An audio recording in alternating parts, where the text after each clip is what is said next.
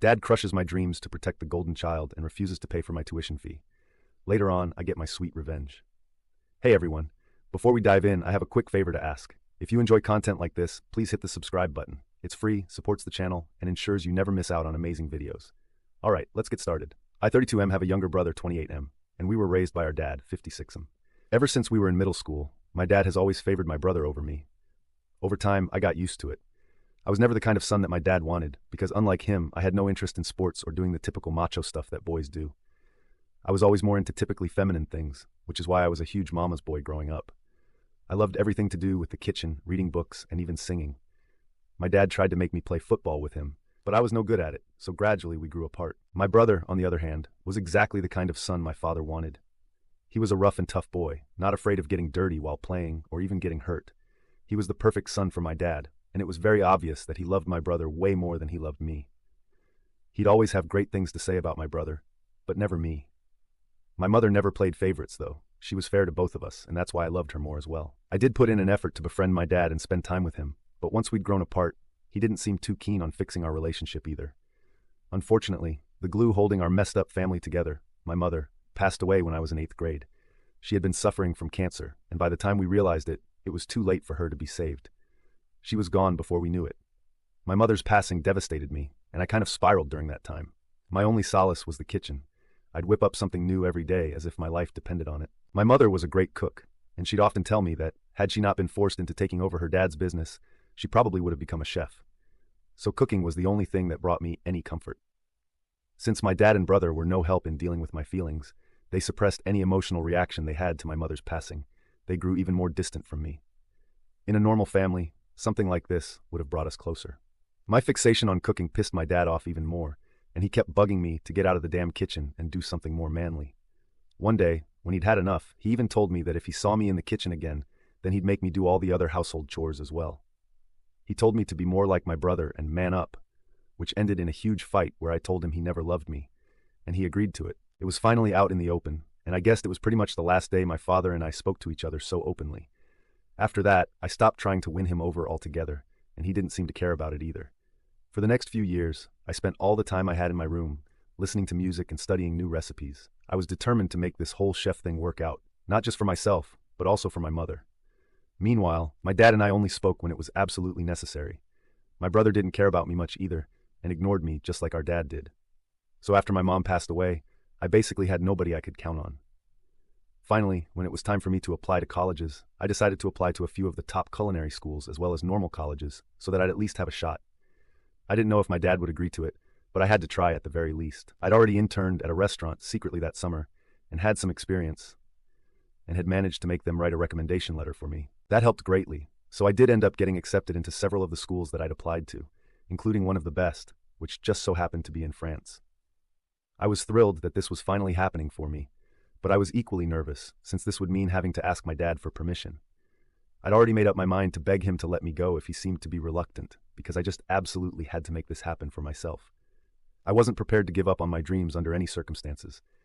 So I did tell my father about it eventually, and while I was ready for him to reject my request, saying that it wasn't a masculine profession, I was absolutely not prepared for him to decline paying my tuition at all. I still remember being really confused when he told me that he wouldn't be paying for my education at all. It wasn't as if my dad was poor. In fact, he was pretty well off and could easily afford to send me to France. But money wasn't the reason he wasn't ready to pay for my tuition. It was the fact that if I went to France and joined such a reputable school, it would make my younger brother feel insecure. As it is, he was struggling with his grades and couldn't bring himself to focus. So my dad wanted me to either go to community college or find a way to pay for my own tuition. I was astonished that he would do something so cruel to his own son and didn't know what to say to him. I tried to tell him that I needed this, but he was hell-bent and was absolutely unwilling to pay for my tuition. He even told me that my brother's well-being was his topmost priority, and he didn't want me competing with his son. I could hardly believe that this was happening, because I couldn't even imagine any other father in the world crushing their child's dreams like this just for their favorite. After a lot of pleading and sobbing, when he still refused to budge, I ended up getting into a huge fight with him where I said a lot of things to him, and then left his house for good. I started living with my maternal aunt, my mother's older sister, instead. The only reason I hadn't moved out earlier was because I found comfort in the house where I'd grown up with my mom, and also because I didn't want to change schools, which I'd have to do if I moved in with my aunt since she lived pretty far away from the high school I went to. I told her all about my dad and how he'd outright refused to pay my tuition and that I needed her help. It felt like crap asking her for a ton of money since she wasn't as rich as my dad, but she reassured me that she'd take care of all my expenses somehow. She managed to get all her friends to pitch in and sent me to the culinary school of my dreams, and I'm always going to be grateful for that. Once I got there, I worked part-time as well and tried to make the most of my time there to make all the money that was being spent on me worth it. I worked really, really hard and made my way up. When I graduated, I was one of the most skilled chefs there and even got a job just a few months after I graduated. I started working at a really high-end French restaurant and I'd send half of my salary back to my aunt to repay whatever debt I had, slowly but steadily. I was just lucky that I didn't have to rely on a student loan, or maybe I'd never be able to pay any of it off anyway. I worked in France for a few years before finally moving back home once I'd saved up enough to open up my own restaurant. It's been a couple of years, and in the meantime, I worked at another restaurant here as the head chef, while also working towards my goal of opening up my own restaurant someday. It was all finalized a few weeks ago, and I was able to finally open up the restaurant I'd been working towards for so long. Two of my friends from back when I was in France also joined in on my business idea and are co-owners with me, which is why I was grateful when they allowed me to choose what we were going to name the restaurant. They happened to be from the same state, so we were all okay with opening our restaurant in my city of choice as well. I chose to name it after my mother, which was a really lucky coincidence for us, since my mother actually has a really beautiful and uncommon name in the city we called our home, no less. It was all finally falling into place. A few days back, we even had a little party for a few select guests before we were officially open for business. Of course, I invited my aunt and a few of her friends who'd also pitched in to help pay for my tuition. I also invited some of my friends back from school, but that was pretty much it. I didn't invite my father and brother because of obvious reasons. Even if I'd wanted to, I couldn't have since I hadn't spoken to them ever since I'd left home, and neither had they bothered to ever get back in touch with me. I guess all of us were better off this way. But I should have known that they would definitely show up to piggyback on my success someday, and that's exactly what happened. At the party we threw, they showed up an hour before the party was due to begin, but weren't stopped by security since we shared the last name, and they claimed that they were here to surprise me. At least that bit was true. I was definitely surprised when I saw them. My dad and brother greeted me like nothing awful had ever happened in the past and were really warm towards me, probably for the first time in my entire life. I was shocked to see them, so I just froze when they first entered the restaurant. My buddies noticed that something was off, and after politely greeting my family, they left us on our own, and I'm thankful that they were able to pick up on my discomfort. I still hadn't recovered from the shock of seeing them again. When they dropped another bomb on me and showed me a gift that they'd brought for me, it was a portrait of my mother. And my dad even told me that he had commissioned it for me to hang up in my restaurant. As soon as he'd heard that a new fancy restaurant with this name was opening up in our city, he'd known that it was definitely none other than his son. He even told me that he'd always known I had it in me. My brother, too, was jumping on the bandwagon and praising me, telling me that he was immensely proud of me. I couldn't believe my ears and knew instantly that something was very strange about all of this. I didn't say much and kept waiting for them to get to the point, because I knew there must have been a reason for them to be here. I let them speak, and eventually, they did get to the reason they were here.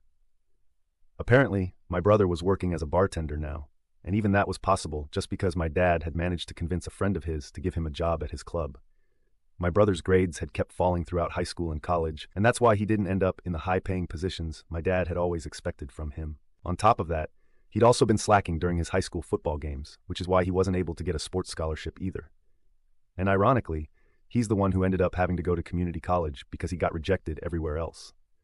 What they wanted me to do was make my brother a partner in the business so that he'd have a more respectable position, even though he had done absolutely zilch to deserve it. I had the urge to laugh in their face, but somehow managed to hold back and instead told them that I'd think about it. I wasn't going to think about it, though. I just didn't want to turn them away.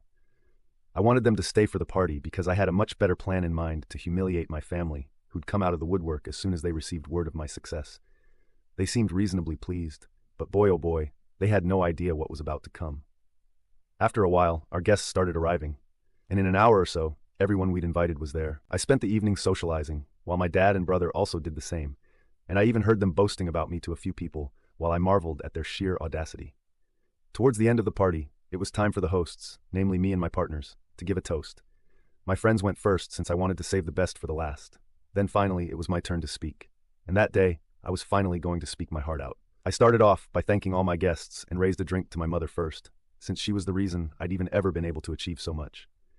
I strongly believed that it was her faith in me as a child that had made me believe I could do any of this at all, and that had stayed with me even after she was gone. After I'd paid my due respects, I decided to get to the disrespect as well. I brought up how I'd had to take a loan from my aunt and her friends to go to culinary school, and thanked her as well. And then finally, I got to the reason I'd had to take a loan for my tuition in the first place. My family. I brought up how I'd grown up with a father who never loved me or had any faith in me, and always berated me for having feminine interests like cooking, and a younger brother who was the replica of my dad. I told them all about how my dad had refused to pay for my tuition out of fear that I'd end up becoming more successful than my younger brother, who was his golden child, which is why I ended up leaving home. But despite all odds, I was able to rise and become who I am today. So in a way, they did deserve some credit for creating all the hardships I've had to face, or else I never would have found out how resilient I was. A lot of people shot my dad and brother the nastiest looks they could manage while I was saying all of this, and even they had the good sense to at least look ashamed, even though I knew that they didn't feel that way in the slightest. Anyway, I then walked over to my dad and brother and actually hugged them, putting up the same pretense that they had when they visited me today. Two could play this game. I announced that because they'd shown up to celebrate my success today, I'd forgiven them for whatever had happened in the past, and was even ready to give my brother the job of the bartender at my restaurant. To other people, this obviously seemed like a really emotional reconciliation, and they ended up actually clapping for me at the end of my speech, and there were a few wolf whistles. Only my family and I knew that this was nothing more than an attempt to humiliate them, which I'd done quite successfully. But they had to smile and act like they were super grateful for what I'd done, since they couldn't exactly storm out angrily, which is exactly what they wanted to do.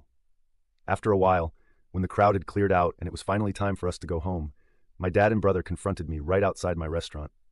They were furious, and I swear there were angry tears in my brother's eyes. They demanded an explanation for what I'd done, and said if I'd never intended on making my brother a partner, then I should have just turned them away as soon as they arrived. I just laughed and told them that this was my form of paying them back for everything that they'd done for me over the years. And this is exactly what they deserved. Then I walked away and didn't bother to look back, even when I heard my brother crying about how this was the cruelest, and even yelled after me to tell me that I'd regret this. But I didn't care, since I was already in my car and was driving away. That happened a couple of days ago, and I haven't heard from them since. My aunt thinks that I might have gone a little too far with this one, and should have just kicked them out at first. But I don't agree with her. This was well deserved. I'd had it with humiliating my father and brother. Update 1.